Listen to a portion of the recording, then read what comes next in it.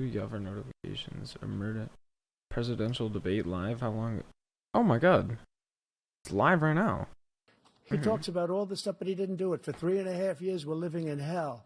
We have the Palestinians and we have everybody else rioting all over the place. You talk about Charlottesville.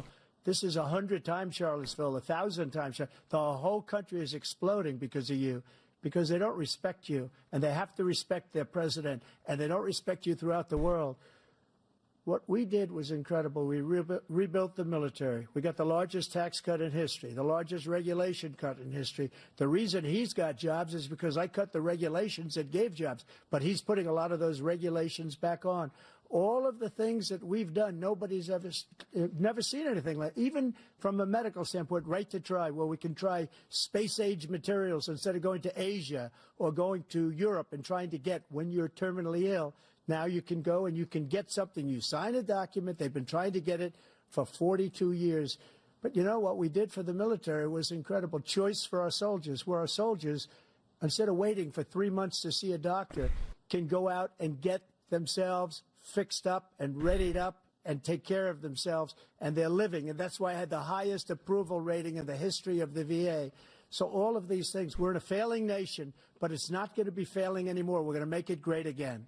Wow. Thank you. Did not former stutter President once. Trump, Go straight President to the point. Biden, stay with us because we have full analysis Stay of with this us. debate. Anderson Cooper and Aaron Burnett starts now. Don't fall asleep, on bud. CNN.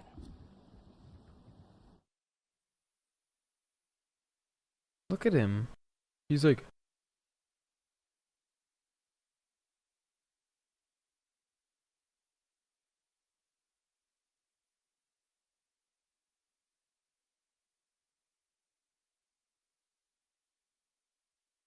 He doesn't know where he's at. Look at him, bro. He's so bad, dude. The president and former president making their way off the CNN debate stage. Looks like Jill Biden, the first lady, has come out. Former President Trump walking off the stage. The first debate of the 2024 campaign and the earliest presidential debate ever now in the books and in front of the voters. Tonight, along with Aaron Burnett, the first word on what those voters might make of it from our political professionals, from our CNN Flash poll and swing state focus group. We'll be talking to surrogates, including Vice President Harris, getting fact checks from our Daniel Dale, and new reporting from inside both campaigns. With me here, CNN political commentator Scott Jennings, Kate Bedingfield, David Urban, Van Jones, Alyssa Farr Griffin, and Newsnight anchor Abby Phillip, and David Axelrod, and CNN chief national correspondent John King. John, let me start with you. Your thoughts? Anderson, this was a game-changing debate in the sense that right now, as we speak, there is a deep, a wide, and a very aggressive panic in the Democratic Party. It started minutes into the debate, and it continues right now. It involves party strategists, it involves elected officials, it involves fundraisers. And they're having conversations about the president's performance, which they think was dismal, which they think will hurt other people down the party in the ticket, and they're having conversations about what they should do about it. Some of those conversations... Great to be here. Thank you. Huh? And please welcome the 45th President of the United States, Donald Trump. He said thank you.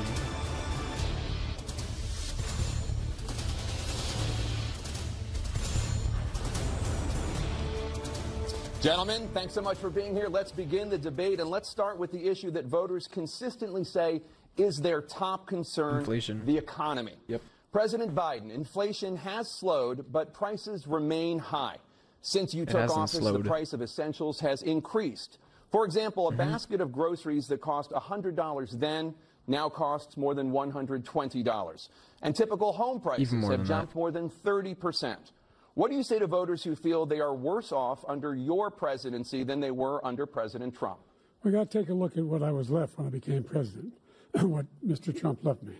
We had an economy that was in free fall. The pandemic was so badly handled. Many people were dying. All he said was, it's not that serious. Just inject a little bleach into your arm.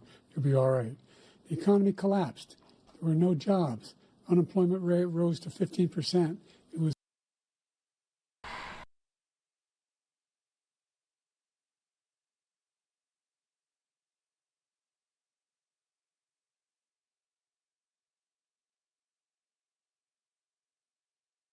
Just continue. was terrible. And so what we had to do is try to put things back together again. And that's exactly what we began to do. We created 15,000 new jobs. We brought out the position where we have 800,000 new manufacturing jobs. But there's more to be done. There's more to be done. Working class people are still in trouble. I come from Scranton, Pennsylvania. I come from a household where the kitchen table, if the things weren't able to be met during the month, it was a problem. Price of eggs, the price of gas, the price of housing, the price of a whole range of things. That's why I'm working so hard to make sure I deal with those problems. And we're going to make sure that we reduce the price of housing. We're going to make sure we build 2 million new units. It's been 4 years and all of a sudden it's go up. So corporate greed can't take over. The combination, what I was left with in corporate greed is the reason why we're in this problem right now. In addition to that, we're in a situation where if you take a look at all that was done in his administration, he didn't... Here's how you can judge how good somebody is of a leader, alright? So, you have person A who gets something and he has it, and it's either good or bad, and no matter what, they'll take self-accountability and say that they made a mistake, and that they're going to fix it. Oh, that's leader A, which is a good leader. Or you got leader B, who's just going to get something, have it, it's not going to get better at all, and instead of being self-accountable, they're just going to, like, blame it on someone else and be the victim. Do much at all. By the time he left, things were in chaos. Literally chaos. And so we put things like that. We created, I said, those jobs. We make sure we had a situation where we brought down the price of prescription drugs. The country was as good as it had ever been to $15 when he left, and then it went an insulin shot as opposed to $400. No senior has to pay more than $200 for any drug, all the drugs they conclude beginning next year.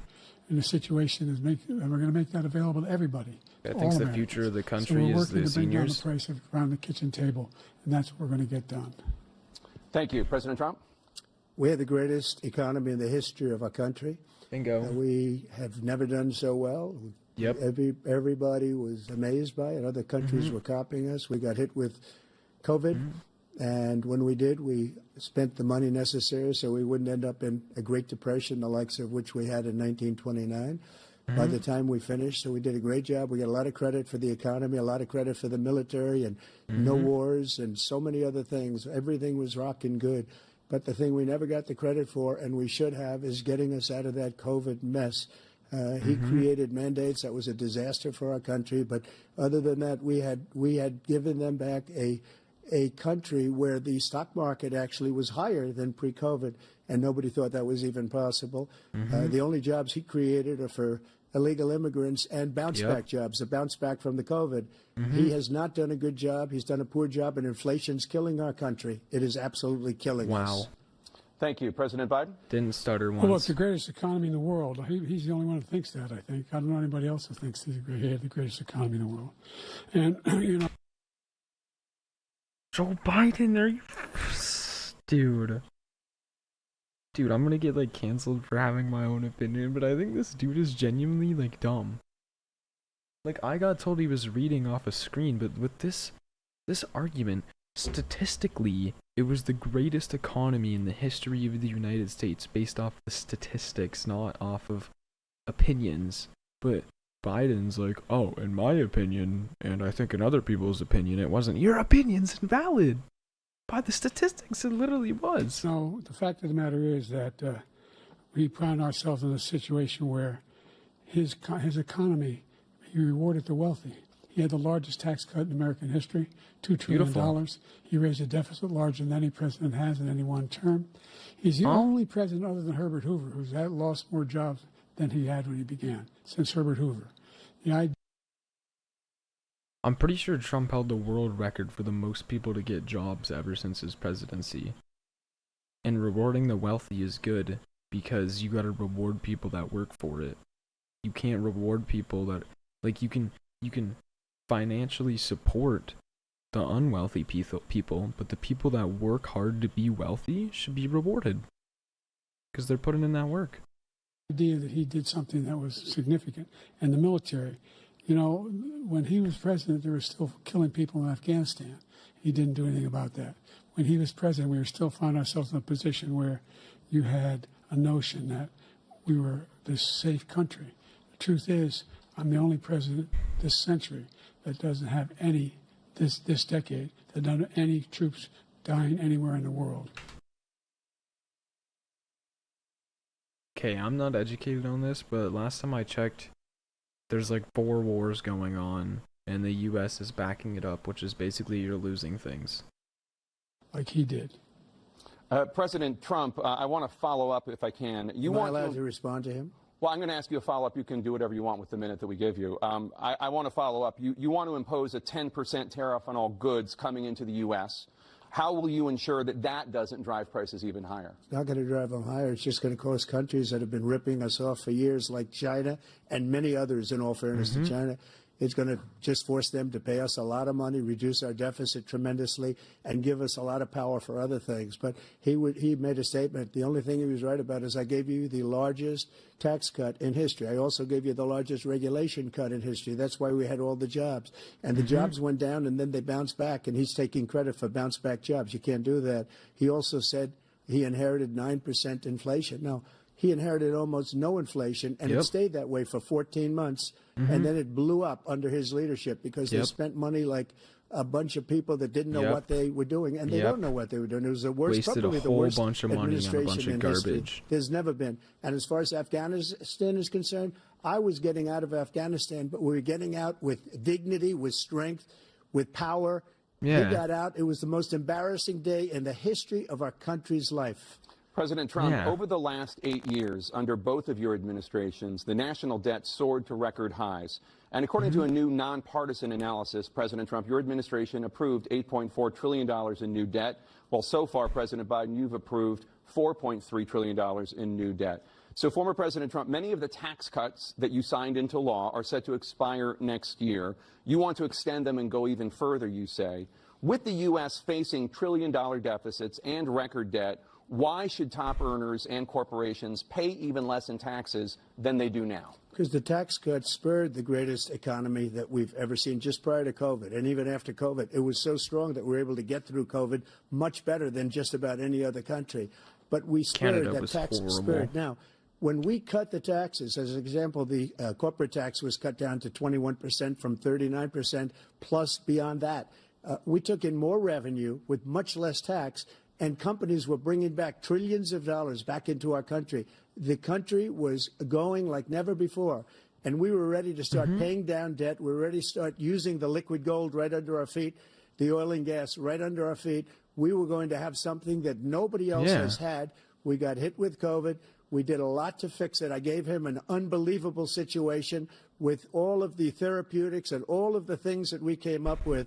We gave him something great. Remember, more people died under his administration, even though we had largely fixed it. More people died under his administration than our administration, and we were right in the middle of it, something which a lot of people don't like to talk about. But he had far more people dying in his administration. He did the mandate, which is a disaster, mandating it. The vaccine went out. He did a mandate on the vaccine, which is the thing that people most objected to about the vaccine. And he did a very poor job, just a very poor job.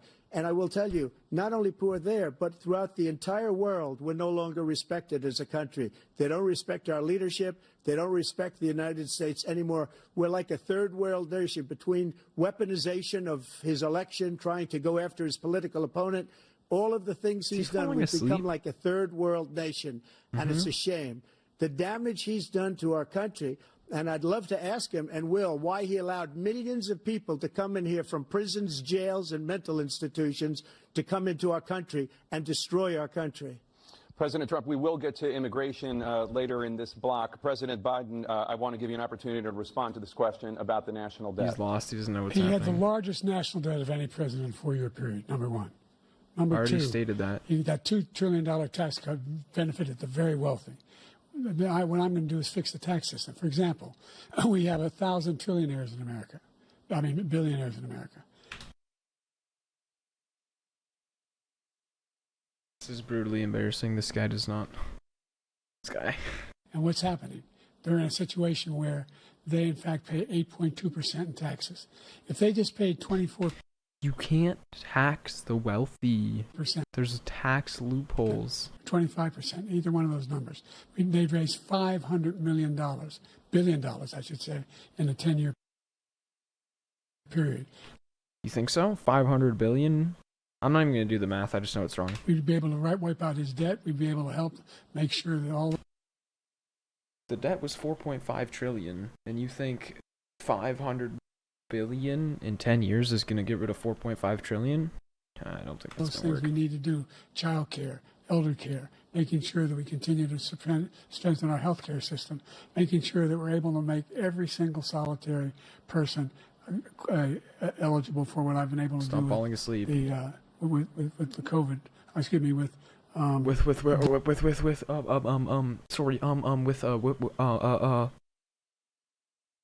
you notice how Trump, when he's talking, he doesn't stutter once. He knows exactly what he's talking about. He brings up examples. He uses point-proof analysis.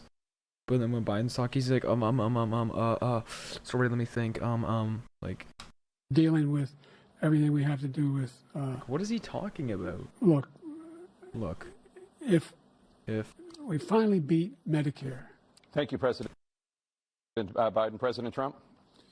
Well, he's right. He did beat Medicare. He beat it to death, and he's destroying Medicare because all of these people are coming in. They're putting them on Medicare. They're putting them on Social Security. They're going to destroy Social Security. This man is going to single-handedly destroy Social Security. These millions and millions of people coming in, they're trying to put them on Social Security. He will wipe out Social Security. He will wipe out Medicare. So he was right in the way he finished that sentence, and it's a shame. What's happened to our country in the last 4 years is not to be believed. Foreign countries, I'm friends with a lot of people, they cannot believe what happened to the United States of America. We're no longer respected. They don't like us. We give them everything they want, and they think we're stupid. They think we're very stupid people. What we're doing for other countries, and they do nothing for us. What this man has done is absolutely criminal. Thank you, President Trump. Dana? This is the first presidential election since the Supreme Court overturned Roe v. Wade. This morning, the court ruled on yet another abortion case, temporarily allowing emergency abortions to continue in Idaho, despite that state's restrictive ban.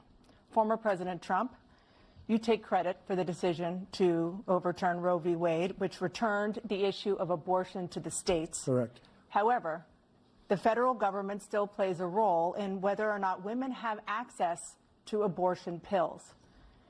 They're used in about 2/3 of all abortions. As president, would you block abortion medication? First of all, the Supreme Court just approved the abortion pill, and I agree with their decision to have done that, and I will not block it. And if you look at this whole question that you're asking, complex but not really complex. 51 years ago, you had Roe v. Wade, and everybody wanted to get it back to the states. Everybody, without exception. Democrats, Republicans, liberals, conservatives. Everybody wanted it back. Religious leaders. And what I did is I put 3 great Supreme Court justices on the court, and they happened to vote in favor of killing Roe v. Wade and moving it back to the states. This is something that everybody wanted. Now, 10 years ago or so, they started talking about how many weeks and how many this, getting into other things. But every legal scholar throughout the world, the most respected, wanted it brought back to the states. I did that. Now the states are working it out. If you look at Ohio, it was a decision that was an end result that was a little bit more liberal than you would have thought. Kansas, I would say the same thing. Texas is different. Florida is different. But they're all making their own decisions right now. And right now, the states control it. That's the vote of the people. Now like Ronald Reagan, I believe in the exceptions. I am a person that believes. And frankly, I think it's important to believe in the exceptions. Some people, you have to follow your heart. Some people don't believe in that. But I believe in the exceptions for rape, incest, and the life of the mother. I think it's very important. Some people don't. Follow your heart. But you have to get elected also. And because that has to do with other things. You got to get elected. The problem they have is they're radical because they will take the life of a child in the 8th month, the 9th month, and even after birth. After birth, if you look at the former governor of Virginia, he was willing to do this. He said, we'll put the baby aside and we'll determine what we do with the baby, meaning we'll kill the baby. What happened is we brought it back to the states, and the country is now coming together on this issue. It's been a great thing. Thank you. President Biden? It's been a terrible thing, what you've done. The fact is that the vast majority of constitutional scholars supported Roe when it was decided. Supported Roe. that's this idea that they're all against it is just ridiculous. And this is the guy who says the state should be able to have it. We're in a state where in 6 weeks, you don't even know whether you're pregnant or not, but you cannot see a doctor and have him decide on what your circumstances are, whether you need help. The idea that states are able to do this is a little like saying we're going to turn civil rights back to the states, let each state have a different rule. Look, there's so many young women who have been, including a young woman who just was murdered, and he went to the funeral. The idea that she was murdered by an immigrant coming in, they talk about that. But here's the deal: there's a lot of young women are being raped by their in-laws, by their spouses, brothers and sisters. It's just ridiculous, and they can do nothing about it. And they try to arrest them when they cross state lines. Thank you. There have been many young women murdered by the same people he allows to come across our border. We have a border that's the most dangerous place anywhere in the world, considered the most dangerous place anywhere in the world. And he opened it up, and these killers are coming into our country, and they are raping and killing women. And it's a terrible thing. As far as the abortion is concerned, it is now back with the states. The states are voting. In many cases, it's frankly a very liberal decision. In many cases, it's the opposite. But they're voting, and it's bringing it back to the vote of the people, which is what everybody wanted, including the founders, if they knew about this issue, which, frankly, they didn't. But they would have. Everybody wanted it brought back. Ronald Reagan wanted it brought back. He wasn't able to get it. Everybody wanted it brought back, and many presidents had tried to get it back. I was the one to do it. And again, this gives it the vote of the people, and that's where they wanted it. Every legal scholar wanted it that way. Staying on the topic of abortion, President Biden, 7 states, I'll let you do that. This is the same topic. 7 states have no legal restrictions on how far into a pregnancy a woman can obtain an abortion. Do you support any legal limits on how late a woman should be able to terminate a pregnancy? I supported Roe v. Wade, which had 3 trimesters. The first time is between the woman and the doctor. Second time is between the doctor and an extreme situation. The third time is between the doctor, between the woman and the state. The idea that the politicians... You didn't answer the question. Why did you just dodge the question? That the founders wanted the politicians to be the ones making decisions about women's health is ridiculous. Here's the question. Does Biden support any legal limits on how late a woman should be able to terminate a pregnancy? And he's yapping about some other thing. No politician should be making that decision. A doctor should be making those decisions. That's how it should be run. That's what you're going to do. And if I'm elected, I'm going to restore Roe v. Wade. So that means he can take the life of the baby in the 9th month and even after birth, because some states, Democrat run, take it after birth. Again, the former governor of Virginia, put the baby down, then we decide what to do with it. So he's willing to, as we say, rip the baby out of the womb in the 9th month and kill the baby. Nobody wants that to happen, Democrat or Republican. Nobody wants it to happen. You're lying. That is simply not true. The Roe v. Wade does not provide for that. That's not the circumstance. Only if a woman's life is in danger, she's going to die. That's the only circumstance in which that can happen. But we are not for late-term abortion, period. Period, period. Under Roe v. Wade, you have late-term abortion. You can do whatever you want, depending on the state. You can do whatever you want.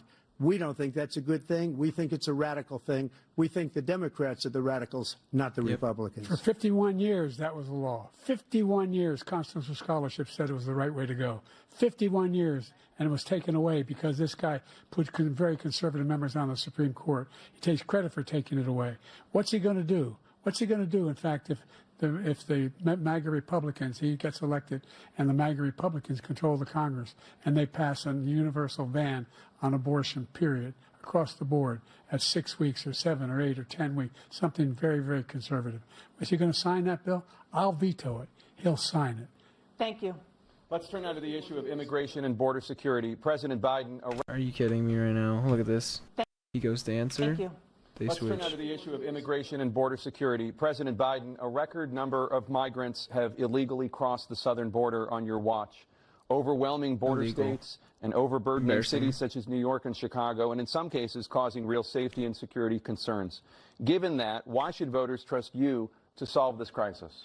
Because we worked very hard to get a bipartisan agreement that not only changed all of that, it made sure that we are in a situation where you had no circumstance where they could come across the border with the number of border police there are now.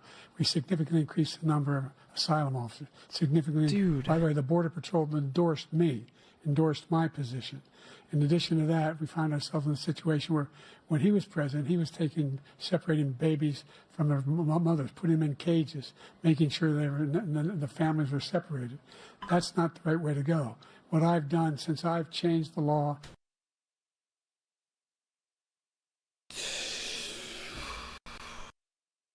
I don't think Biden bases anything off of facts. They're all his feelings. What's happened? I've changed it in a way that now you're in a situation where there are 40% fewer people coming across the border illegally. That's better than when he left office. And I'm going to continue to move until we get the total ban. Yeah, see, okay, so that's incorrect. There was like barely any immigrants coming into the States, and then as soon as this guy got president, the total initiative relative to what we can do with more Border Patrol and more asylum officers. President Trump? I really don't know what he said at the end of that sentence. I don't think he knows what he said either. Look, yeah. We had the safest border in the history of our country. Yep. The border, all he had to do was leave it. All he had to do was leave it. Yep. He decided to open up our border, open up our country to people that are from prisons, people that are from mental institutions, insane asylum, terrorists. We have the largest number of terrorists coming into our country right now, all terrorists, all over the world, not just in South America, all over the world. They come from the Middle East, everywhere. All over the world, they're pouring in. And this guy just left it open. And he didn't need legislation because I didn't have legislation. I said, close the border. We had the safest border in history. In that final couple of months of my presidency, we had, according to Border Patrol, who is great, and by the way, who endorsed me for president, but I won't say that, but they endorsed me for president. Brandon, just speak to him. But look, we had the safest border in history. Now we have the worst border in history. There's never been anything like it. And people are dying all over the place, including the people that are coming up in caravans. Thank you, President Trump. President Biden? The only terrorist who's done anything crossing the border is one who came along and killed three, under his administration, killed an Al-Qaeda person come in his administration, killed 3 American soldiers. Killed 3 American soldiers. That's the only terrorist that's there. I'm not saying that no terrorist ever got through, but the idea they're emptying their prisons, we're welcoming these people, that's simply not true. There's no data to support what he said. Once again, he's exaggerating, he's lying.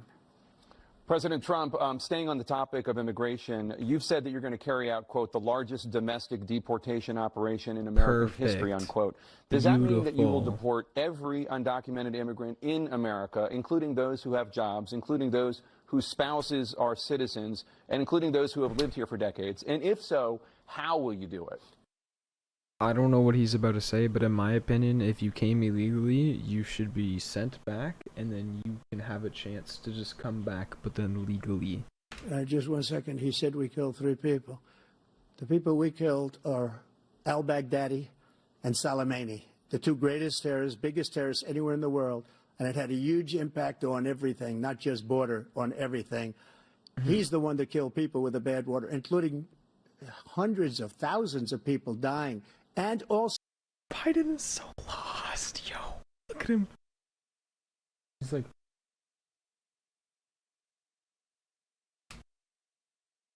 where'd my volume go? Yeah, we are people dying and also killing our citizens when they come in.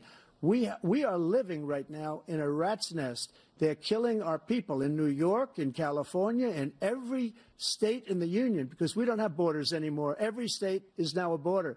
And because of his ridiculous, insane, and very stupid policies, people are coming in and they're killing our citizens at a level that we've never seen. We call it migrant crime. Yep. I call it Biden migrant crime. They're killing our citizens at a level that we've never seen before. And you're reading it like these 3 incredible young girls over the last few days. One of them, I just spoke to the mother, and they just had the funeral for this girl, 12 years old. This is horrible what's taken place. What's taken place in our country, we're literally an uncivilized country now. He doesn't want it to be. He just doesn't know. He opened the borders. Nobody's ever seen anything like. And we have to get a lot of these people out, and we have to get them out fast because they're going to destroy our country. Just take a look at where they're living. They're living in luxury hotels in New York City and other places. Our veterans are on the street. They're dying because he doesn't care about our veterans. He doesn't care. He doesn't like the military at all, and he doesn't care about our veterans. Nobody been worse. I had the highest approval rating for veterans taking care of the VA. He has the worst. He's gotten rid of all the things that I approved. Choice that I got through Congress, all of the different things I approved, they abandoned. We had by far the highest, and now it's down in less than half because he's done all these great things that we did. And I think he did it just because I approved it, which is crazy. But he has killed so many people at our border by allowing all of these people to come in. And it's a very sad day in America. President Biden, you have the mic. Every single thing he said is a lie. Every single one. For example, veterans are a hell of a lot better off since I passed the PACT Act. 1 million of them now have insurance, and their families have it. Their families have it because what happened, whether it was Agent Orange or burn pits, they're all being covered now. And his group opposed that. We're also in a situation where we have great respect for veterans. My son spent a year in Iraq, living right next to one of those burn pits, came back with stage 4 glioblastoma. I was recently in France for D-Day, and I spoke all about those heroes that died. I went to the World War II cemetery, World War I cemetery he refused to go to. He was standing with his 4-star general, and he told me, talking about people that have already died. Trump's talking about people that are still alive, that are forced to live on the street. You're the sucker. You're the loser. President Trump? First of all, that was a made-up quote, suckers and losers. They made it up. It was in a third-rate magazine that's failing, like many of these magazines. He made that up. He put it in commercials. We've notified him. We had 19 people that said I didn't say it. And think of this. Who would say I'm at a cemetery or I'm talking about our veterans? Because nobody's taken better care. I'm so glad this came up, and he brought it up. There's nobody that's taken better care of our soldiers than I have. True. I remember reading that. I would, in front of generals and others, say suckers and losers. We have 19 people that said it was never said by me. It was made up by him, just like Russia was made up, just like the 51 intelligence agents are made up, just like the new thing with the 16 economists are talking. It's the same thing. 51 intelligence agents said that the laptop was Russia disinformation. It wasn't. That came from his son, Hunter. It wasn't Russia disinformation. He made up the suckers and losers, so he should apologize to me right now. 4-star general standing to your side who was on your staff who said you said it, period. That's number one. And number two, all right, so let's just go over that real quick. So 15 people said that he didn't say it, and 1 said that he did say it. So if we do the math, like what's more probable? The idea that I have to apologize to you for anything along the line. We've done more for veterans than any president has in American history. Where's the statistics to show that? History. And they now are in their family. The only sacred obligation we have as a country is to care for our veterans when they come home and their families and equip them when they go to war. That's what we're doing. That's what the VA is doing now. They're doing more for veterans than ever before in our history. All right, thank you so much. Let's move to the topic of foreign policy. I want to begin with Russia's war against Ukraine, which is now in its 3rd year. Former President Trump, Russian President Vladimir Putin says he'll only end this war if Russia keeps the Ukrainian territory it has already claimed and Ukraine abandons its bid to join NATO. Are Putin's terms acceptable to you? First of all, our veterans and our soldiers can't stand this guy. They can't stand him. They think he's the worst commander-in-chief. Exactly. That's what you call him. I was going to say that 5 hours ago, dude. 90% of the soldiers and the veterans said that they didn't want to work under Biden. That we've ever had. They can't stand him. So let's get that straight. And they like me more than just about any of them. And that's based on every single bit of information. As far as Russia and Ukraine, if we had a real president, a president that knew, that was respected by Putin, he would have never invaded Ukraine. A lot of people are dead right now, much more than people know. You know, they talk about numbers. You can double those numbers, maybe triple those numbers.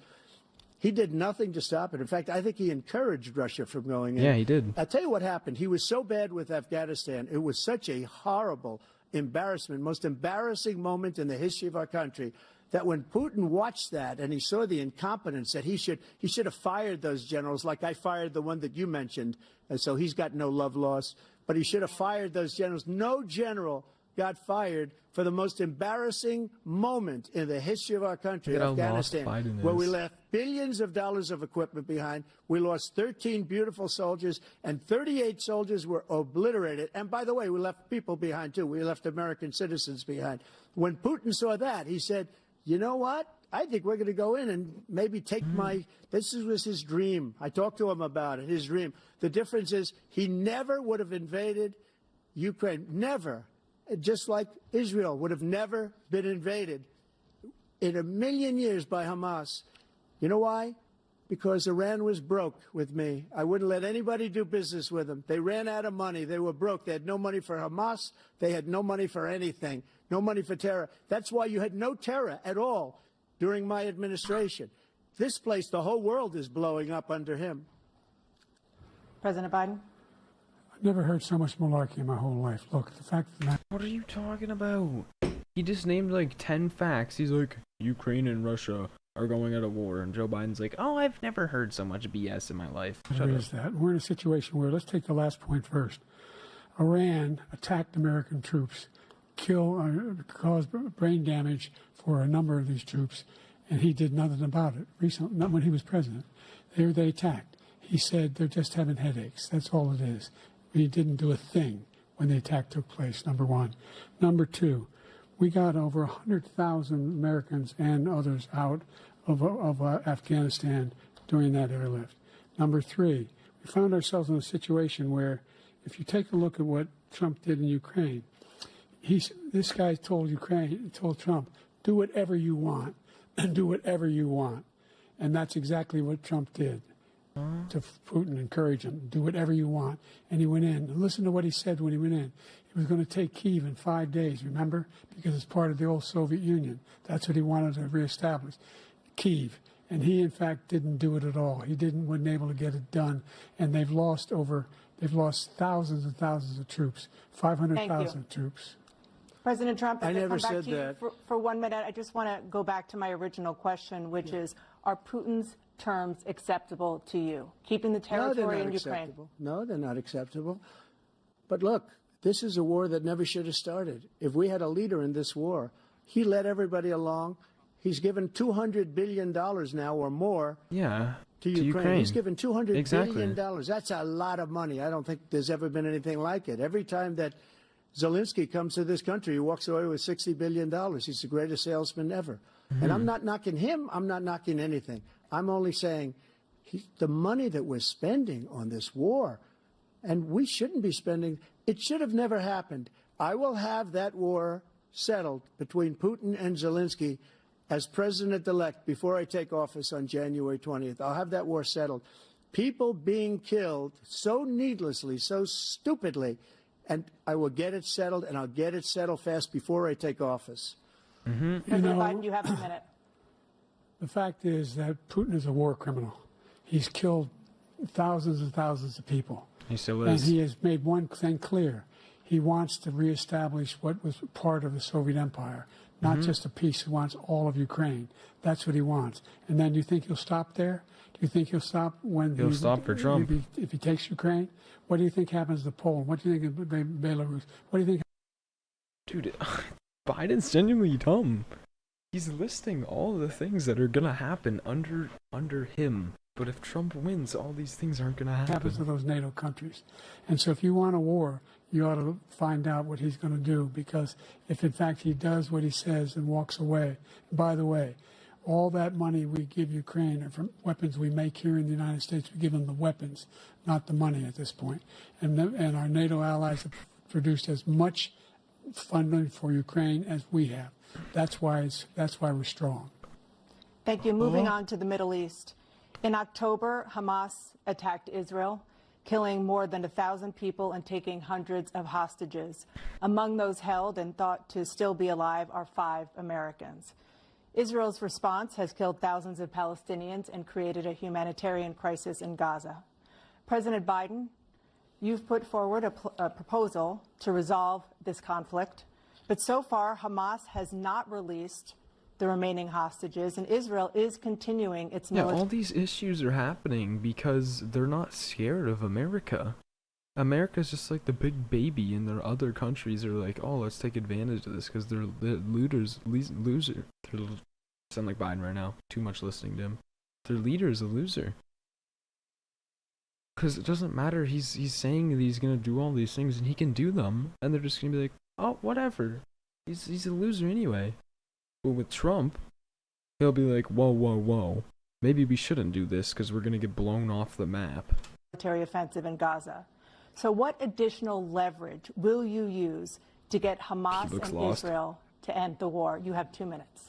Number one, everyone from the United Nations Security Council straight through to the G7 to the Israelis and Netanyahu himself have endorsed the plan I put forward. What's the plan? Which has 3 stages to it. The first stage is trade the hostages for a ceasefire. Second phase is a ceasefire with additional conditions.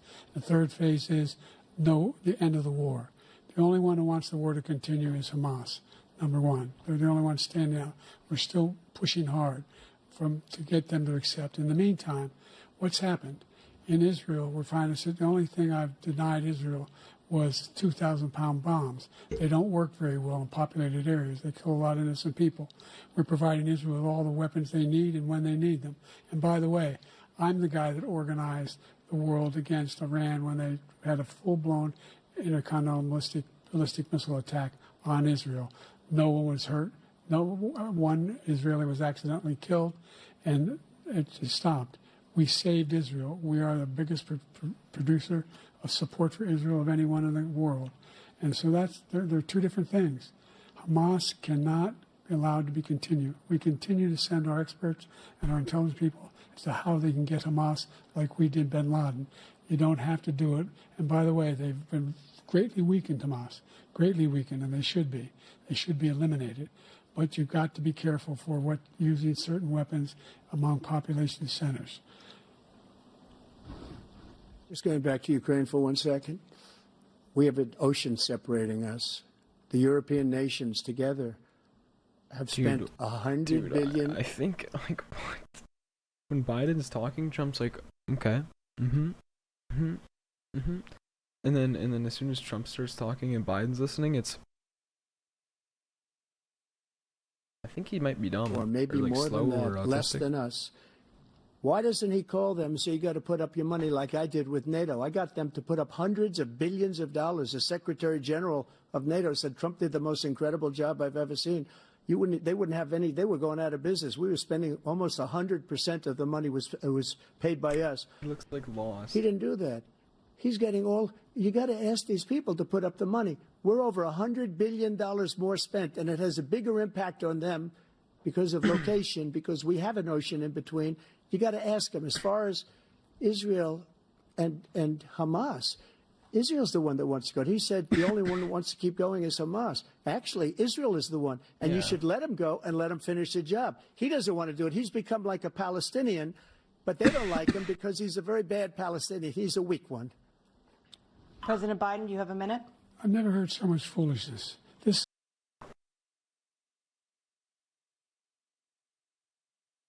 If I hear the same line one more time, I'm literally just stopping right there. Because Trump names like 15 different facts, and it's the same line.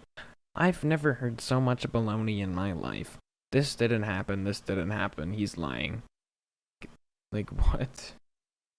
This is a guy who wants to get out of NATO. You're going to stay in NATO? He's going to pull out of NATO.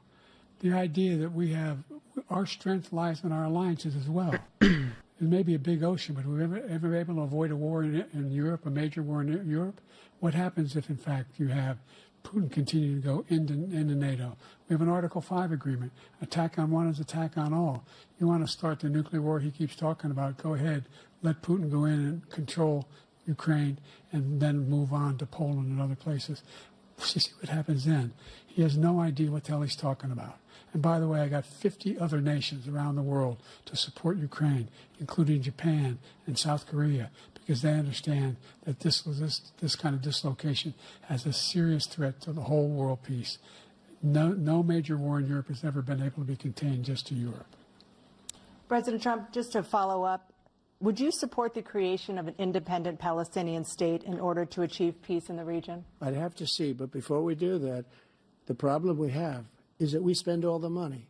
So they kill us on trade. I made great trade deals with the European nations because if you add them up, they're about the same size economically. Their economy is about the same size as the United States. Creation of an and they were no cars, state no, they don't want anything that we have. But we're supposed to take their cars, their food, their everything, their agriculture. I changed that. But the big thing I changed is they don't want to pay. And the only reason that he can play games with NATO is because I got them to put up hundreds of billions of dollars. I said, and he's right about this, I said, no, I'm not going to support NATO if you don't pay. They asked me that question. Would you guard us against Russia at a very secret meeting of the 28 states at that time, nations at that time? And they said, no, if you don't pay, I won't do that. And you know what happened? Billions and billions of dollars came flowing in the next day and the next month. There you go. Because you got to stand up for what you believe in. You can't just be like, oh, sorry, yeah, I'll just do all the work and you just get the benefits. Like, no, you say, listen here, you fucking retard, you're going to pay or I'm out. And then they'll be like, oh, yeah, okay. It makes sense. That's fair. We should. We're in the same position. We're paying everybody's bills. Let's turn to the issue of democracy. Former President Trump, I want to ask you about January 6, 2021. After you rallied your supporters that day, some of them stormed the Capitol to stop the constitutional mandated counting of electoral votes. Okay, well, that is what happened, but that's not what Trump wanted As president, you swore an oath to, quote, preserve, protect, and defend, unquote, the Constitution. What do you say to voters who believe that you violated that oath through your actions and inaction on January 6th and worry that you'll do it again? Well, I don't think too many believe that. And let me tell you about January 6th. On January 6th, we had a great border. Nobody coming through, very few. On January 6th, we were energy independent. On January 6th, we had the lowest taxes ever. We had the lowest regulations ever. On January 6th, we were respected all over the world. All over the world, we were respected. And then he comes in, and we're now laughed at. We're like a bunch of stupid people. What happened to the United States' reputation under this man's leadership is horrible, including weaponization, which I'm sure at some point you'll be talking about, where he goes after his political opponent because he can't beat him fair and square. You have 80 seconds left. My question was, what do you say to those voters who believe that you violated your constitutional oath through your actions and inaction on January 6, 2021, and worry that you'll do it again? Well, I didn't say that to anybody. I said peacefully and patriotically. And Nancy Pelosi, if you just watched the news from 2 days ago, on tape to her daughter, who's a documentary filmmaker, they say, but she's saying, oh, no, it's my responsibility. I was responsible for this. Because I offered her 10,000 soldiers or National Guard, and she turned them down. And the mayor in writing, by the way, the mayor, in writing, turned it down, the mayor of D.C. They turned it down. I offered 10,000 because I could see, I had virtually nothing to do. They asked me to go make a speech. I could see what was happening. Everybody was saying they're going to be there on January 6th. They're going to be there. And I said, you know what? There's a lot of people coming. You could feel it. You could feel it, too, and you could feel it. And I said, they ought to have some National Guard or whatever. And I offered it to her. And she now admits that she turned it down. And it was the same day she was, I don't know, she can't be very happy with her daughter because it made her into a liar. She said, I take full responsibility for January 6th. President Biden? Look, he encouraged those folks to go up on Capitol Hill, number one. No, we didn't. I sat in the dining room off the Oval Office. He sat there for 3 hours watching, begging, being begged by his vice president and a number of his colleagues on the Republican side as well to do something, to call for a stop, to end it. Instead, they talked about these people being patriots and great patrons of America. In fact, he says he'll now forgive them for what they've done. They've been convicted. He says he wants to commute their sentences and say that no. But he went to every single court in the nation. I don't know how many cases, scores of cases, including the Supreme Court. And they said, no, this guy is responsible for doing what was done. He did do a damn thing. And these people should be in jail. What are you talking about? Should be the ones who are being held accountable. And he wants to let them all out. And now he says if he loses again, such a whiner that he is, that it could be a bloodbath. Thank you, President Biden. President Trump?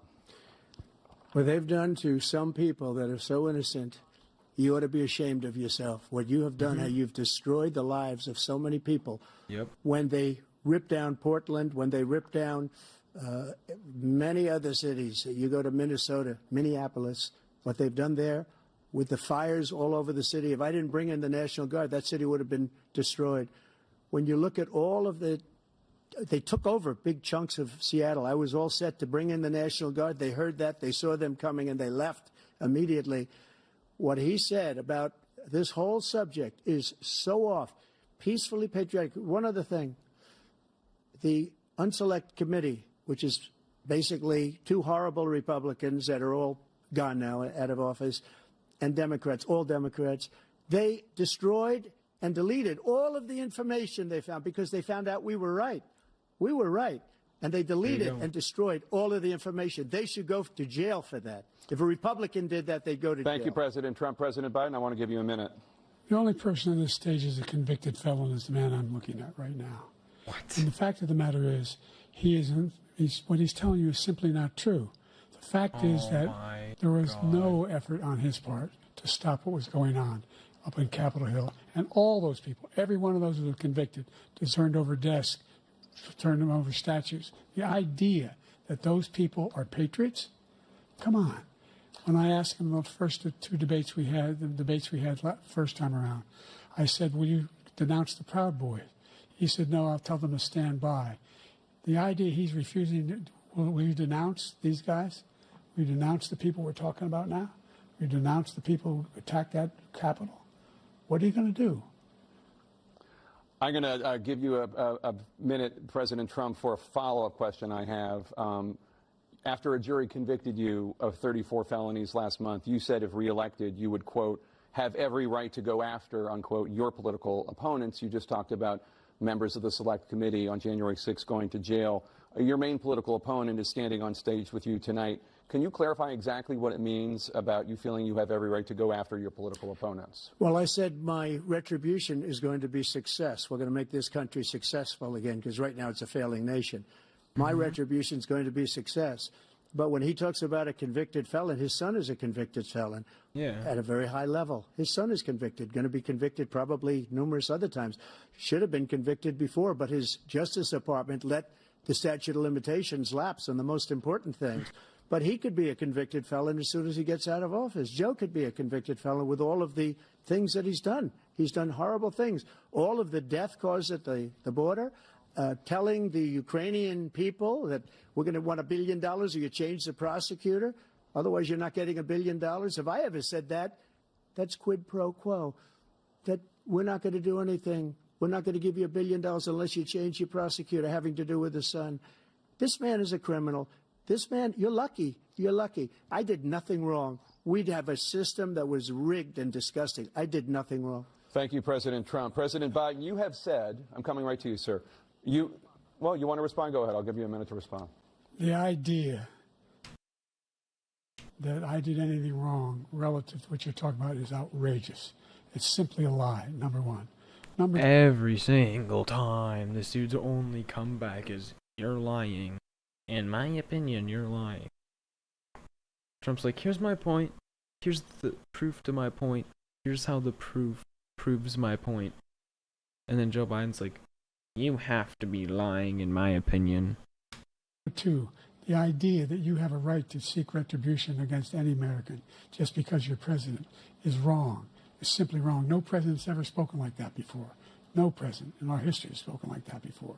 Number three, the crimes that you are still charged with, and think of all the civil penalties you have. How many billions of dollars do you owe in civil penalties for molesting a woman in public, for doing a whole range of things, of having sex with a porn star on the night while your wife was pregnant? I mean, what are you talking about? You have the morals of an alley cat. Give you a minute, sir. I didn't have sex with a porn star, number one. Go. Number two, that was a case that was started Biden's making and stuff moved. up. They moved a high-ranking official, a DOJ, into the Manhattan DA's office to start that case. That case is going to be appealed and won. We had a very terrible judge, a horrible judge, Democrat. The prosecutor were all high-ranking Democrats, appointed people. Typical. And both the civil and the criminal. He basically went after his political opponent because he thought it was going to damage me. But when the public found out about these cases, because they understand it better than he does, he has no idea what these cases are. But when they found out about these cases, you know what they did? My poll numbers went up, way up. You know that because you're reporting it. And we took in more money in the last 2 weeks than we've ever taken in the history of any campaign. I don't think any campaign has ever taken. Hundreds of millions of dollars came pouring in because the public knows it's a scam and it's a guy that's after his political opponent because he can't win fair and square. Thank you, President Trump. President Biden, you have said, quote, Donald Trump and his MAGA Republicans are determined to destroy American democracy. Do you believe that the tens of millions of Americans who are likely to vote for President Trump will be voting against American democracy? The more they know about what he's done, yes. The more they know about what he's done. And there's a lot more coming. He's got a lot of cases down the road coming around. He's got a whole range of issues he has to face. I don't know what the juries will do, but I do know he has a real problem. And so the fact that, could you ever think you heard any president say that I'm going to seek retribution?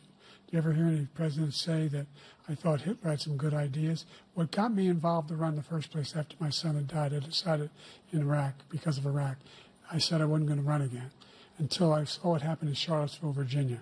People coming out of the woods carrying swastikas on torches, and singing the same anti-Semitic bile they sang when back in Germany. And the young woman got killed. I spoke to the mother. And they asked him, they said, what do you think of those people? The ones who got killed, the one who tried to stop it? Hold on. Does Biden believe that the tens of millions of Americans who are likely to vote for Trump will be voting against U.S. democracy? And he's talking about what? And the ones he said, I think they're fine people on both sides. What American president would ever say Nazis coming out of fields, carrying torches, singing the same anti-Semitic bile, carrying swastikas, were fine people? And this is the guy who says Hitler's done some good things. I'd like to know what they are, the good things Hitler's done. And that's what he said. This guy has no sense of American democracy. My President Trump. Goodness. Jake, both of you know that story has been totally wiped out because Biden making up stories again, holy. When you see the sentence, it said 100% exoneration on that. So he just keeps it going. He says he ran because of Charlottesville. He didn't run because of Charlottesville. He ran because it was his last chance. He's not equipped to be president. You know it, and I know it. It's ridiculous. We have a debate. We're trying to justify his presidency. His presidency, he's without question the worst president, the worst presidency in the history of our country. We shouldn't be having a debate about it. There's nothing to debate. He made up the Charlottesville story, and you'll see it's debunked all over the place. Every anchor every reasonable anchor has debunked it. Yep. And just the other day it came out where it was fully debunked.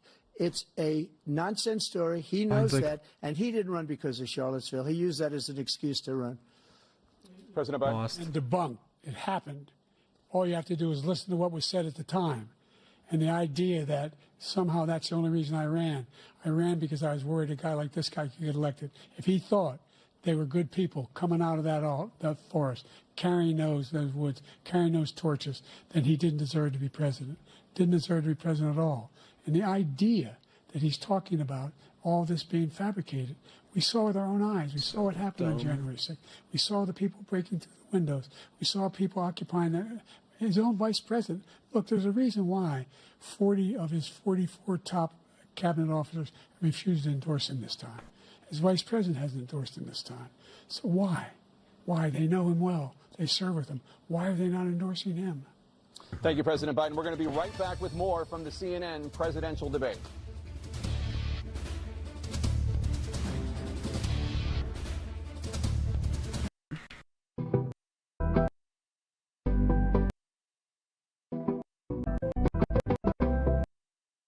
And Black Americans are, and you'd certainly.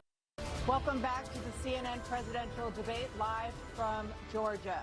Let's talk about persistent challenges you both faced in your first terms and you'd certainly face again in a second term. President Biden, while Black unemployment dropped to a record low under your presidency, Black families still earn far less than white families. Black mothers are still 3 times more likely to die from pregnancy-related causes. It's like, during your presidency, black people's lives have gone worse. And he's going to be like, this is Trump's fault, even though he's the one who's the president. And black Americans are imprisoned at 5 times the rate of white Americans. What do you say to black voters who are disappointed that you haven't made more progress? They acknowledge they made a lot of progress, number one. The fact of the matter is, more where's the progress? There's no stats that have been started at any time in history. Number two, the wages of black unemployment is the lowest level it's been in a long, long time. Number three, we're trying to provide housing for black Americans and dealing with the segregation that exists among these corporate races that collude to keep people out of their houses. And in addition to that, we find that the impact on the choice that black families have to make relative to child care is incredibly difficult. When we did the first major piece of legislation in the past, I was able to reduce black child care costs. I cut them in half. We got to make sure we provide for child care costs. We got to make sure, because when you provide that child care protections, you increase economic growth because more people can be in the job market. So there's more to be done, considerably more to be done. But we've done a great deal so far, and I'm not letting up, and they know it. You have 49 seconds left. What do you say to black voters who are disappointed with the progress so far? I say I don't blame them for being disappointed. Inflation is still hurting them badly. For example, I provided for the... Sums it up right there. You agree with them. If you weren't the president, it wouldn't be better. Idea that any black family, first-time home buyer, should get a $10,000 tax credit to be able to buy their first home so they can get started. I made sure that we're in a situation where all those black families and those black individuals who provided had to take out student loans that were ballooning, that if they were engaged in nursing, doctor, and anything having to do with volunteerism, if they paid their bills for 10 years on their student debt, all the rest was forgiven after 10 years. Millions have benefited from that. And we're going to do a whole lot more for black families. Thank you, President Trump. And he caused the inflation. He's blaming inflation, and he's right, it's been very bad. He caused the inflation, and it's killing black families and Hispanic families and just about everybody. It's killing people. They can't buy groceries anymore. They can't. You look at the cost of food where it's doubled and tripled and quadrupled. They can't live. They're not living anymore. He caused this inflation. I gave him a country with essentially no inflation. It was perfect. It was so good. All he had to do is leave it alone. He destroyed it with his Green New scam and all this money that's being thrown out the window. He caused inflation.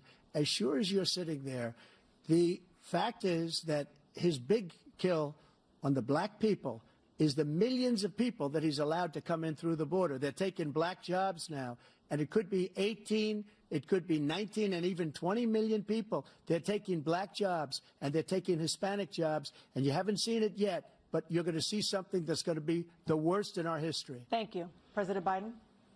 There was no inflation when I became president. You know why?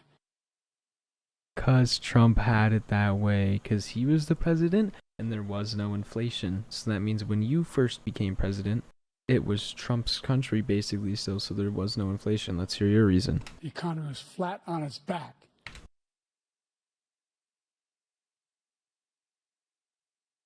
The economy was booming. It was the highest in history. 15% unemployment. He decimated the economy, absolutely decimated the economy. That's why there was no inflation at the time. There were no jobs. We provided thousands of millions of jobs for individuals who are in all communities, including minority communities. We made sure that they have health insurance. We have covered, the ACA has increased. I made sure that there are $8,000 per person in a family to get written off for health care. But this guy wants to eliminate that. They tried 50 times. He wants to get rid of the ACA again, and they're going to try again if they win.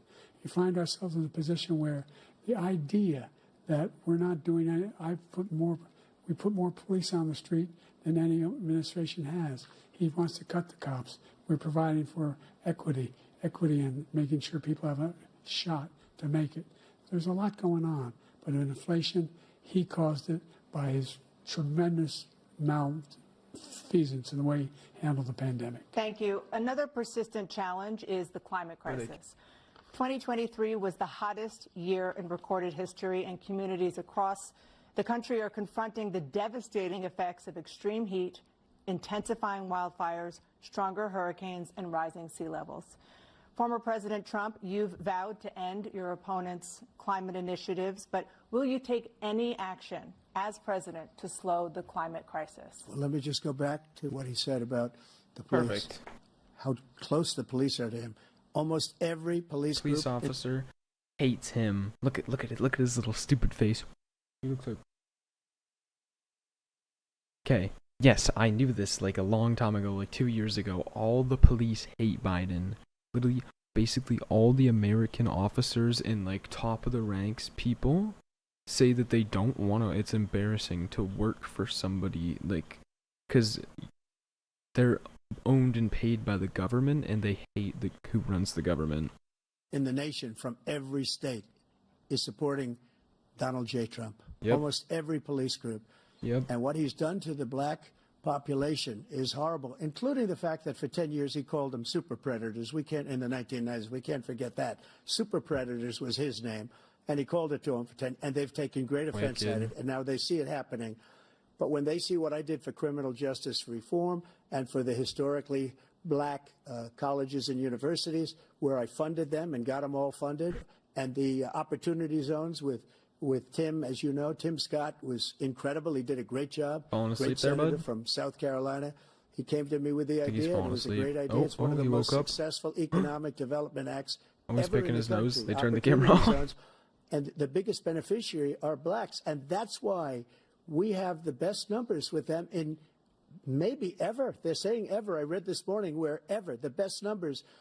He's lost much of the black population because he's done a horrible job for black people. He's also done a horrible job for Hispanics. But wait till you see these millions of people pouring into our country, and they're going to take the jobs, and it's already started, and you haven't seen anything yet. It's a disaster. 38 seconds left. President Trump, will you take any action as president to slow the climate crisis? So I want absolutely immaculate clean water, and I want absolutely clean air, and we had it. We had H2O. We had the best numbers ever. Yep. And we did. Here's some more statistics. All forms of Proven energy. scientific statistics. Everything. And yet, during my 4 years, I had the best environmental numbers ever. And my top environmental people gave me that statistic just before I walked on the stage, actually. There you go. Scientifically proven statistics, and Biden's going to be like, that's just simply not true, in my opinion. I don't know where the hell he's been. The idea that anything he said is true. I've passed the most extensive climate change legislation in history. We find ourselves, and by the way, black colleges. I came up with $15 billion for HBCUs, historic black universities and colleges. I'm not talking about this no more, bud. They don't have the kind of contributors that they have to build these laboratories and the like. Any black student is capable in college of doing any white student can do. They just don't have the money, but now they'll be able to get those jobs in high tech. We're in a situation where the idea that he is claiming to have done something that had the cleanest water, Proven. He hadn't done a damn thing for the environment. He pulled out of the Paris Peace Accord. Even if he didn't do anything for the environment, are you saying that you did better? Because she just said 2023 was the worst year for the environment ever. Let's just Google who was the president in 2023, yeah? Yeah. Alright, let's compare 2023 to 2018 when he was the president, yeah. Biden. Climate Accord. I immediately joined it because if we reach 1.5 degrees Celsius at any one point, there's no way back.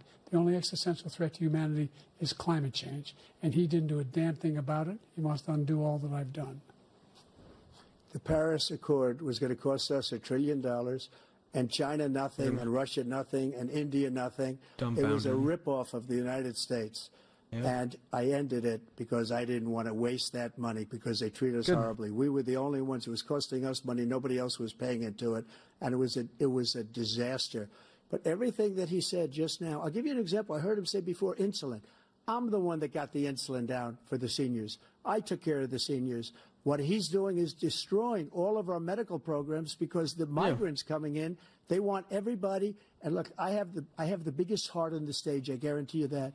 And I want to take care of people. But we're destroying our country. They're taking over our schools, our hospitals, and they're going to be taking over Social Security. He is destroying Social Security, Medicare, and Medicaid.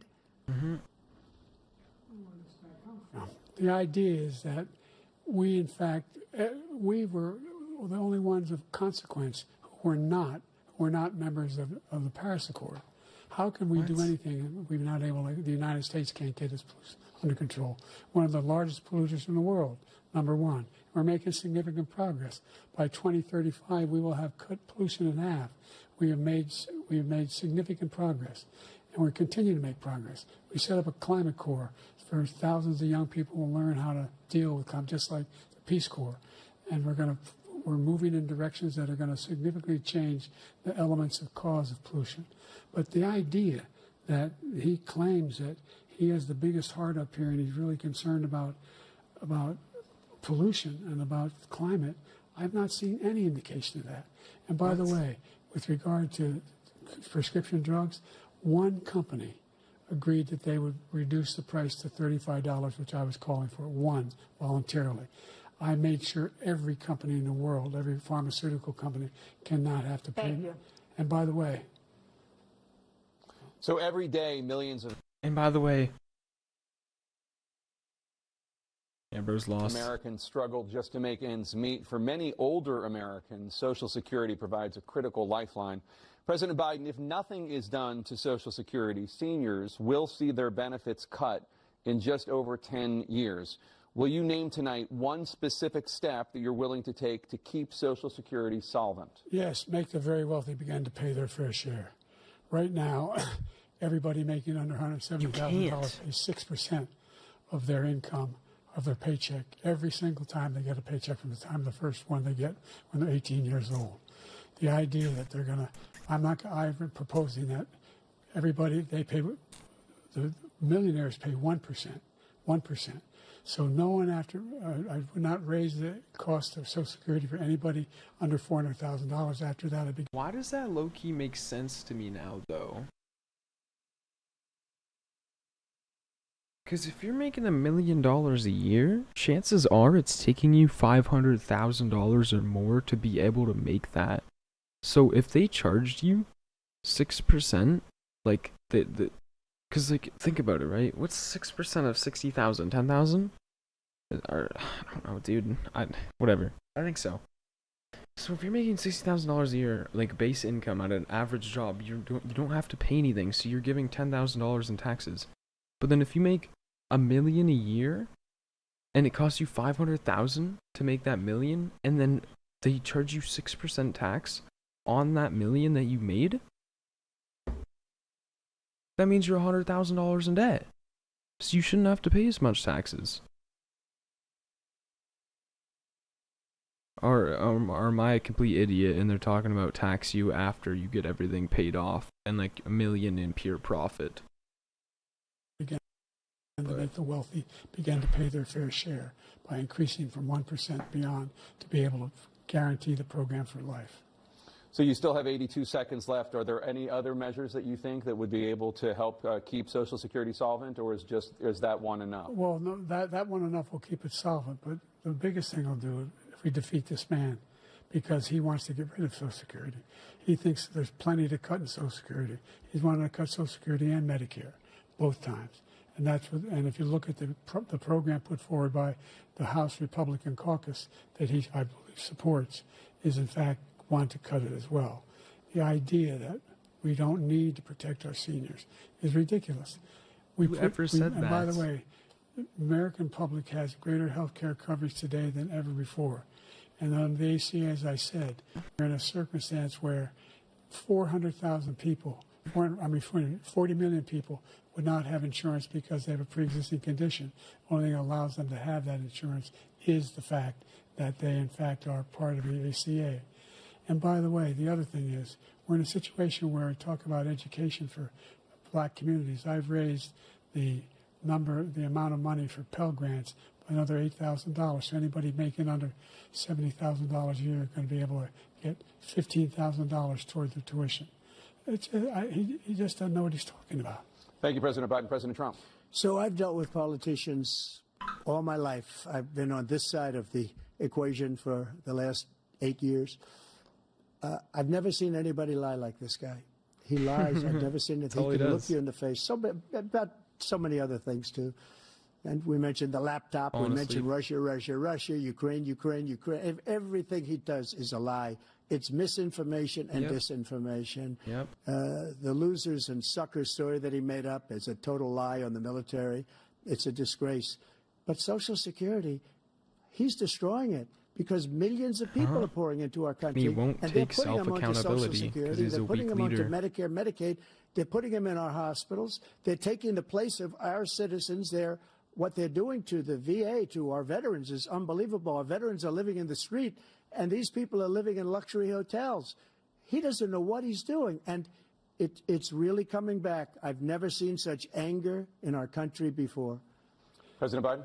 The idea that veterans are not being taken care of, I told you before. And by the way, when I said suckers and losers, he acknowledged after that he fired that general. That general got fired. Good. Because he's the one that acknowledged that that's what he said. He was the one standing with Trump when he said it, number one. Number two, the idea that we're going to be in a situation where all these millions and millions, the way he talks about it, illegal aliens are coming into the country and taking away our jobs. There's a reason why we have the fastest growing economy in the world, the reason why we have the most successful economy in the world. We're doing better than any other nation in the world. And by the way, when Trump was president, now the economy sucks and you're garbage compared to every other nation. Those 15 Nobel laureates he talked about being phony, those 15 Nobel laureates, economists, they all said that if Trump is reelected, we're likely to have a recession and inflation is going to increasingly go up. And by the way, worst president in history, 159 presidential scholars voted him the worst president in the history of the United States of America. President Biden, thank you so much. Let's turn to the cost of child care, which many American families struggle.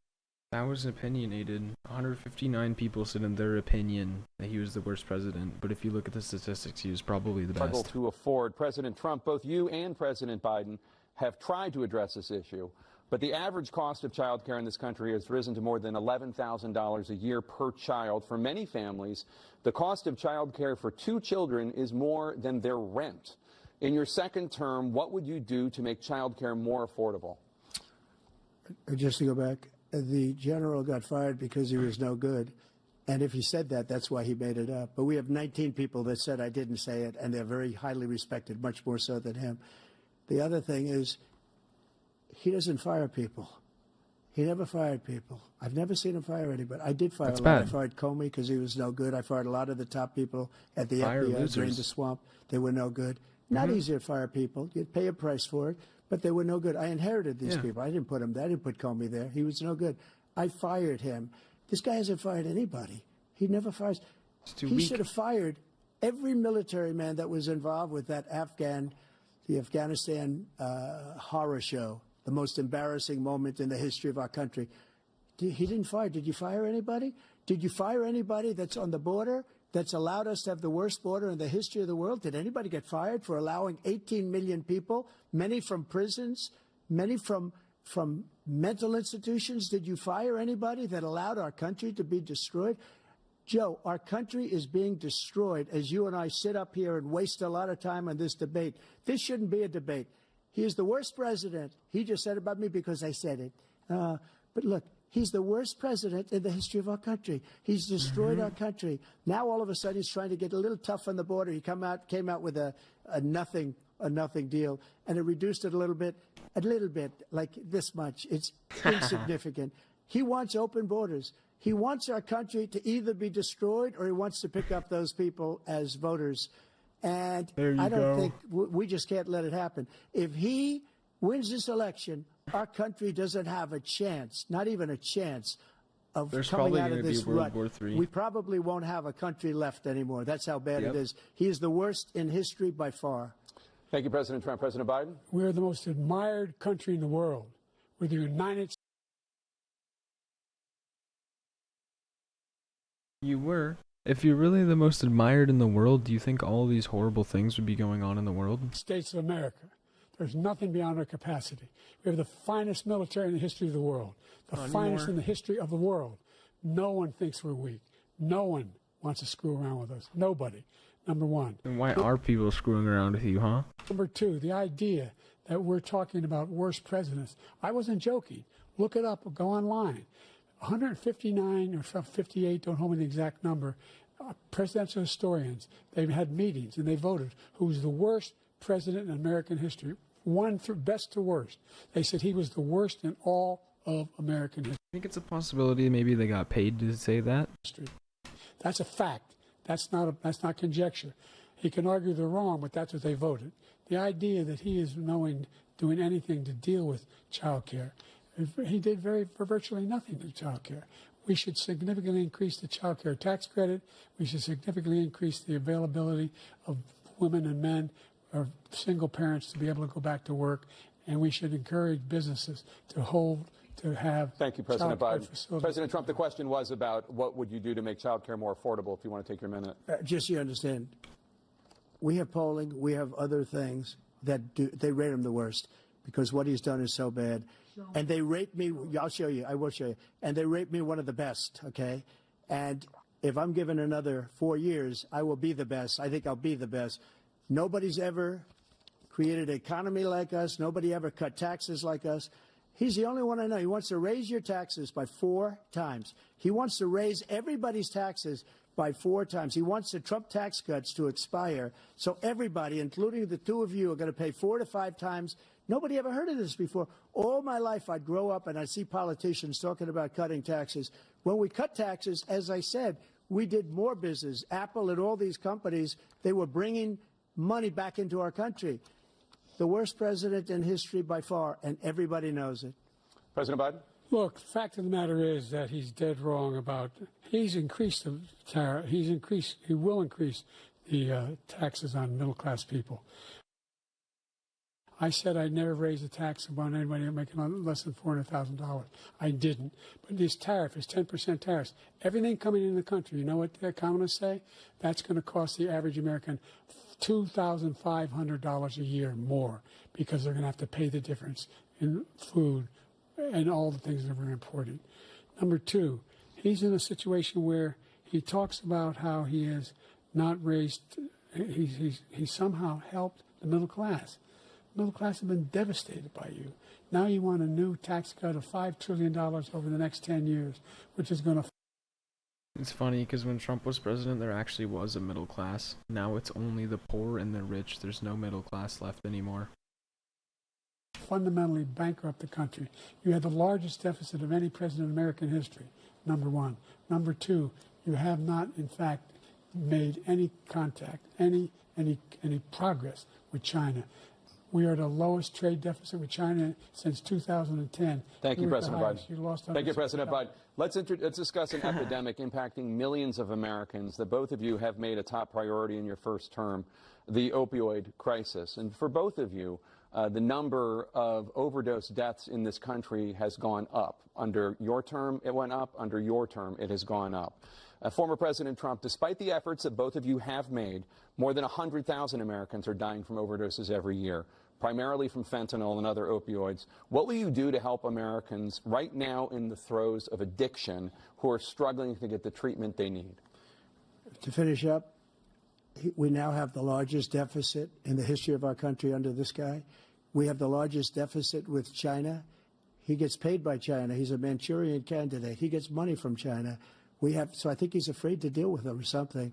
But do you notice he never took out my tariffs because we bring in so much money with the tariffs that I imposed on China. He never took them away. He can't because it's too much money.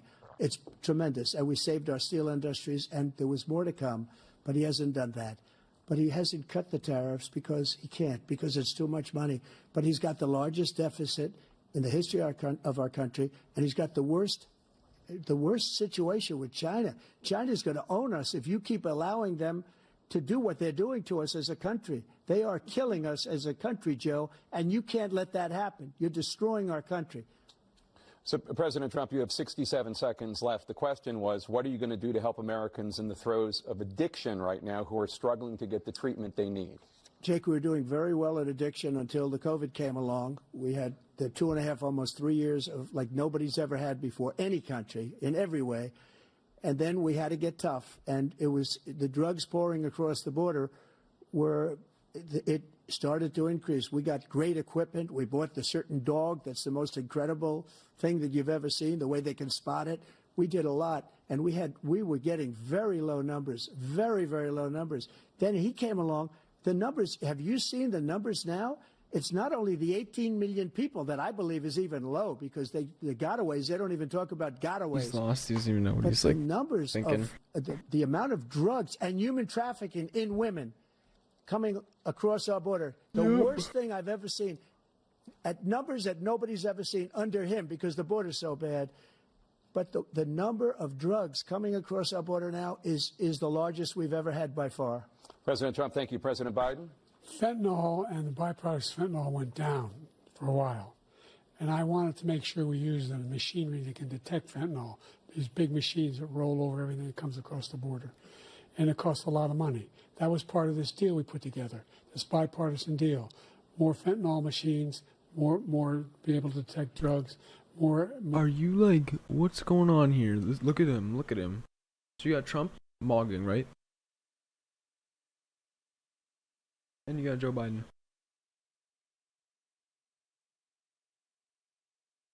More numbers of agents, more numbers of all the people at the border. And when we had that deal done, he called his Republican colleagues, said, don't do it. It's going to hurt me politically. No, he never argued it's not a good bill. It's a really good bill. We need those machines. We need those machines. And we're coming down very hard in every country in Asia in terms of precursors for fentanyl. And Mexico is working with us to make sure they don't have the technology to be able to put it together. That's what we have to do. We need those machines. Thank you, President Biden. President Trump, and again, the question is about Americans in the throes of addiction right now struggling to get the treatment they need. Well, this does pertain to it. He ended Remain in Mexico. He ended catch and release. I made it catch and release in Mexico, not catch and release here. We had so many things that we had done, hard negotiations with Mexico, and I got it all for nothing. It's just like when you have a hostage. We always pay $6 billion for a hostage. Every time we say it's a hostage. Now we have a hostage, a Wall Street Journal reporter, I think a good guy, and he's over there because Putin is laughing at this guy, probably asking for billions of dollars for the reporter. I will have him out very quickly as soon as I take office. Before I take office, I said by literally as soon as I win the election, I will have that reporter out. He should have had him out a long time ago. But Putin's probably asking for billions and billions of dollars because this guy pays it every time. We had two cases where we paid $6 billion for 5 people. I got 58 people out, and I paid essentially nothing. Thank you, President Trump. Dana? Let's turn to concerns that voters have about each of you.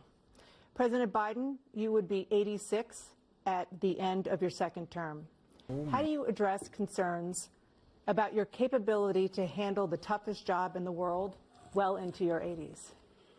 Well, first of all, I spent half my career being criticized being the youngest person in politics. I was the second youngest person ever elected to the United States Senate, and now I'm the oldest. This guy's 3 years younger and a lot less competent. I think that just look at the record. Look at what I've done. Look how I've turned around the horrible situation he left me. As I said, 15 million new jobs, 800,000 manufacturing jobs, more investment in America, over billions of dollars in private investment in enterprises that we are growing. Look at this, bro. 82 years old. He doesn't even know how to talk. How does Biden address concerns about his capabilities to serve as president? Look at his current capabilities. Imagine 4 years from now. Right now he's like, like,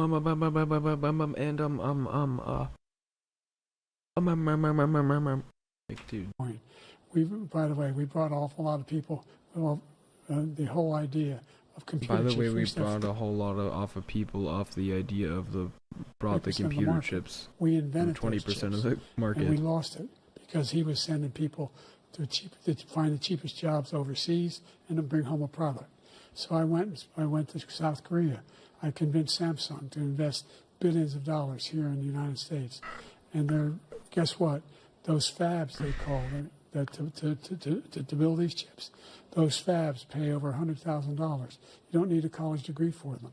And there's billions, about $40 billion already being invested and being built right now in the United States, creating significant jobs for Americans from all over the world. President Biden, you have 40 seconds left. Would you like to add anything? Yeah, I would. The idea that somehow we are this failing country. I never heard a president talk like this before. We're the envy of the world. Name me a single major country president who wouldn't trade places with the United States of America for all our problems and all our opportunities. We're the most progressive country in the world in getting things done. We're the strongest country in the world. We're a country in the world who keeps our word, and everybody trusts us, all of our allies. Good country, leader making the country fail. So somebody would swap out with the leader for the country and all of its opportunities. Those who he cuddles up to, from Kim Jong-un, he sends love letters to, and Putin, etc., they don't want to screw around with us. Thank you. Former President Trump, to follow up, you would be 82 at the end of your second term. What do you say to voters who have concerns about your capabilities to serve? Well, I took 2 tests, cognitive tests. I aced them, both of them, as you know. We made it public. He took none. I'd like to see him take one, just one, a real easy one. Like go through the first 5 questions. He couldn't do it. But I took 2 cognitive tests. I took physical exams every year. And, you know, we knock on wood wherever we may have wood, that I'm in very good health. I just won 2 club championships, not even senior, 2 regular club championships. To do that, you have to be quite smart, and you have to be able to hit the ball a long way. And I do it. He doesn't Biden do it. doesn't He can't know how hit to a ball ride a 50 bike. yards. He challenged me to a golf match. He can't hit a ball 50 yards. Yeah, he can't hit a ball 50 yards, can't ride a bike, can't walk in a straight line, doesn't know what he's talking about, can't walk downstairs or upstairs. I feel that I'm as in good a shape as I was 25, 30 years ago. Actually, I'm probably a little bit lighter, but I'm in as good a shape as I was years ago. I feel very good. I feel the same. But I was willing to take a cognitive test. And you know what? If I didn't do well, I aced them. Dr. Ronnie Jackson, who's a great guy when he was White House doctor. And then I took another one, a similar one. And one of them said they'd never seen anybody ace him. Thank you. President Biden? You can see he is 6'5" and only 223 pounds. 6'5", 225.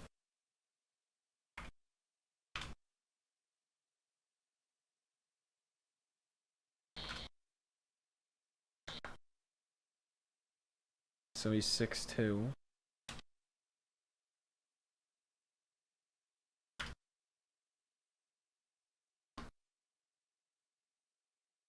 Six two, 239.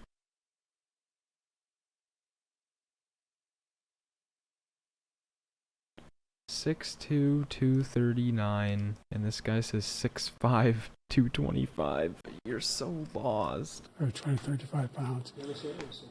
Well, you said 6'4", 200. Well, anyway, that's what you're. Anyway. See, he gets proved wrong 3 times. He's like, well, anyway, it's fine. I'm dumb. I'm an idiot. I got it wrong. But anyway, I won't take self-accountability. Just take a look at what he says he is, and take a look at what he is. Look, I'd be happy to have a driving contest with him. I got my handicap, which when I was vice president, down to a 6. But by the way, I told you before, I'm happy to play golf if you carry your own bag. Think you can do it? That's the biggest lie. That he's a 6 handicap of all. I was an 8 handicap. Yeah. 8. Never. But I have, you know how many? I've seen you swing. I know you swing. Let's not act like children. President Trump, we're going to 21 Let's not act like children. You to are a specific concern that voters have about you. Will you pledge tonight that once all legal challenges have been exhausted, that you will accept the results of this election, regardless of who wins, and you will say right now that political violence in any form is unacceptable? Well, I shouldn't have to say that, but of course I believe that. It's totally unacceptable. And if you would see my statements that I made on Twitter at the time, and also my statement that I made in the Rose Garden, you would say it's one of the strongest statements you've ever seen. In addition to the speech I made in front of, I believe, the largest crowd I've ever spoken to. And I will tell you, nobody ever talks about that. They talk about a relatively small number of people that went to the Capitol and in many cases were ushered in by the police. And as Nancy Pelosi said, it was her responsibility, not mine. She said that loud and clear. But the answer is, if the election is fair, free, and I want that more than anybody. And I'll tell you something. I wish he was a great president, because I wouldn't be here right now. I'd be at one of my many places enjoying myself. I wouldn't be under indictment because I wouldn't have been his political opponent, because he indicted me because I was his opponent. I wish he was a great president. I would rather have that. I wouldn't be here. I don't mind being here. But the only reason I'm here is he's so bad as a president that I'm going to make America great again. We're going to make America great again. We're a failing nation right now. We're a seriously failing nation. And we're a failing nation because of him. His policies are so bad. His military policies are insane. They're insane. These are wars that will never end with him. He will drive us into World War III, and we're closer to World War III than anybody can imagine. We are very, very close to World War III. Nuclear ships off the coast of Cuba? Kim Jong-un and President Xi of China, Kim Jong-un of North Korea, all of these, Putin, they don't respect him. They don't fear him. They have nothing going with this gentleman, and he's going to drive us into World War III. You want a World War III, let him follow and win, and let Putin say, do what you want, NATO. Just do what you want. There's a thing called Article 5. An attack on one is an attack on all, and required response. The idea, I can't think of a single major leader in the world who wouldn't trade places with the job I've done and what they've done. Because we are a powerful nation. We have wonderful people. It's because of the people, not me. It's because of the American people. They're capable of anything, and they step up when they're needed. And right now, we're needed. We're needed to protect the world because our own safety is at stake. And again, you want to have a war, just let Putin go ahead and take Kyiv, make sure they move on, see what happens in Poland, Hungary, and other places along that border. Then you have a war. President Trump, as I come back to you for a follow-up, the question was, will you accept the results of this election, regardless of who wins? Just to finish what he said, if I might, Russia, they took a lot of land from Bush. They took a lot of land from Obama and Biden. They took no land, nothing from Trump, nothing. He knew not to do it. He's not going to play games with me. He knew that. I got along with him very well, but he knew not to play games. He took nothing from me. But now he's going to take the whole thing from this man right here. That's a war that should have never started. It would have never started ever with me. And he's going to take Ukraine. And, you know, you asked me a question before, would you do this with? He's got us in such a bad position right now with Ukraine and Russia, because Ukraine's not winning that war. He said, I will never settle until such time. They're running out of people. They're running out of soldiers. They've lost so many people. It's so sad. They've lost so many people, and they've lost those gorgeous cities with the golden domes that are 1,000 years old, all because of him and stupid decisions. Russia would have never attacked if I were president. The question was, will you accept the results of the election, regardless? He already answered that, and he said yes. He doesn't want to give you a firm yes, because you're going to take his words and twist them. Because if he says YES, and then they rig the election, and Joe Biden wins, and Trump goes, whoa, whoa, whoa, they clearly rigged it, they're going to be like, look at this clip of you saying yes. You have to be happy of it no matter what. No, he doesn't want to say yes. He's want to say, I would agree with that if it's completely fair and honest. But they're leaving that part out. Of who wins, yes or no, please. If it's a fair and legal and good election, absolutely. There you go. I just said that. I would have accepted these, but the fraud and everything else was ridiculous. And if you want, we'll have a news conference on it in a week, or we'll have another one of these in a week. But I will absolutely, there's nothing I'd rather do. It would be much easier for me to do that than I'm running again. I wasn't really going to run until I saw the horrible job he did. He's destroying our country. I would be very happy to be someplace else, in a nice location someplace. And again, no indictments, no political opponent stuff, because it's the only way he thinks he can win. But unfortunately, it's driven up my numbers and driven them up to a very high level because the people understand it. Well, let's see what your numbers are when this election is over. Let's see. You're a whiner. When you lost the first time, you continued, you appealed and appealed to courts all across the country. Not one single court in America said any of your claims had any merit, state or local, none. But you continue to provoke this lie about somehow there's all this misrepresentation, all this stealing. There is no evidence. It was ridiculous. Did you even look at it? Trump was like winning by a crap ton, and then all of a sudden magically the election shuts down. Oh, it comes back on. Oh, Trump's losing. That's never been seen before ever. And I tell you what, I doubt whether you'll accept it because you're such a whiner. The idea if you lose again, you accepting anything, you can't stand the loss. Something snapped in you when you lost the last time. We'll be right back with more from the CNN presidential debate.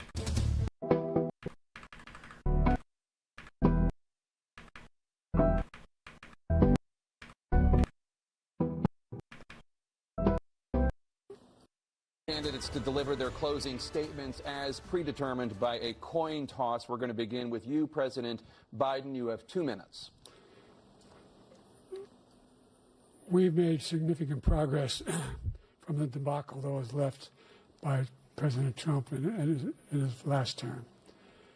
We find ourselves in a situation where, number one, we have to make sure that we have a fair tax system.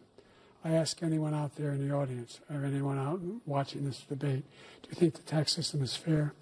The fact is that I said nobody even making under $400,000 had a single penny increase in their taxes and will not. And if I'm reelected, that'll be the case again. But this guy has increased your taxes because of the deficit, number one.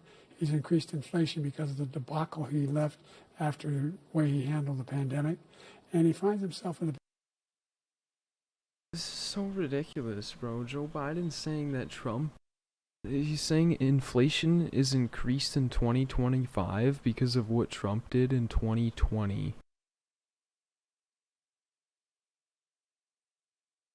He thinks that what happened in the 4 years in between doesn't matter at all. A position where he now wants to tax you more by putting a 10% tariff on everything that comes into the United States of America. What I did when, for example, he wants to get rid of the ability of Medicare for us to be able to negotiate drug prices with the big pharma companies. Well, guess what? We got it down to $35 for insulin instead of $400. No more than two. The only thing this guy's achieved in 4 years is he made insulin $15 or $35 instead of $400 for every senior, no matter how much prescription they need. You know what that did? That reduced the federal debt by $160 billion over 10 years because the government doesn't have to pay the exorbitant prices. I'm going to make that available to every senior all along, it's happening now, and everybody in America. He wants to get rid of that. I'm going to make sure that we have child care. We're going to significantly increase the credits people have for child care. I'm going to make sure we do something about what we're doing on lead pipes and all the things that are causing health problems for people across the country. We're going to continue to fight to bring down inflation and give people a break. Thank you, President Biden. President Trump, you now have 2 minutes for your closing statement. That's ridiculous. He caused all these problems, and now he's like, I promise to fix these problems Trump caused. Meanwhile, it was all him. Statement. Like so many politicians, this man is just a complainer. He said, we want to do this, we want to do that, we want to get rid of this tax, that tax. Yep. But he doesn't do anything. Exactly. He doesn't do. All he does is make our country unsafe by allowing millions and millions of people to pour in. Our military doesn't respect him. We look like fools in Afghanistan. We didn't stop Israel. It was such a horrible thing that would have never happened. It should have never happened.